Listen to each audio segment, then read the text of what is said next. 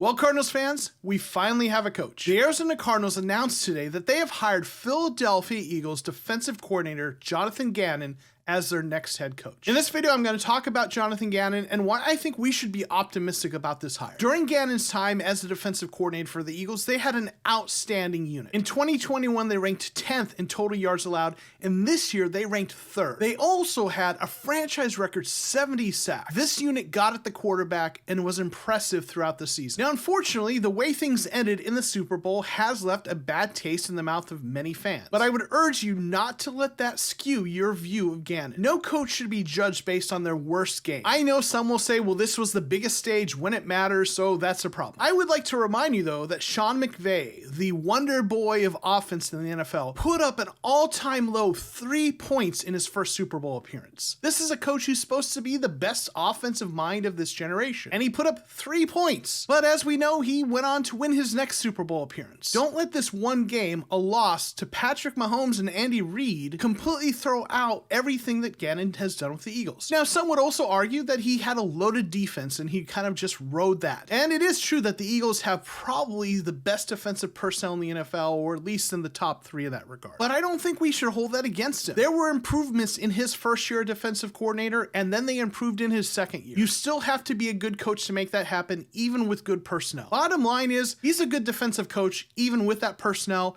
and even with that Super Bowl loss. Now let's talk a little bit about his defense. Gannon runs a defense that runs multiple defensive fronts. He started out running a little more of a 3-4, shifted a little more to a 4-3, but he really runs a wide range of different fronts depending on his personnel and the situation. He's going to adjust his defense to the personnel that he has to maximize their abilities, and he's also going to adjust to the game situations. But I would also anticipate he's going to look to add pieces to that defensive line so that he can run those multiple fronts he likes to run. But defensive rankings and schematics aside, make no mistake, this hire is more about culture and accountability. There are reports that Monty Ossenfort had a short list of candidates that had the kind of leadership qualities he was looking for, and Gannon was one of those candidates. As many have said, this seems to be an Ossenfort hire. And that's good news, because if your general manager and head coach are on the same page, it's much easier to build the kind of synergy you need to have a winning team. And if this goes right, he could be the next Sean McDermott or Mike Tomlin, that defensive coach who's a great leader, builds a strong roster,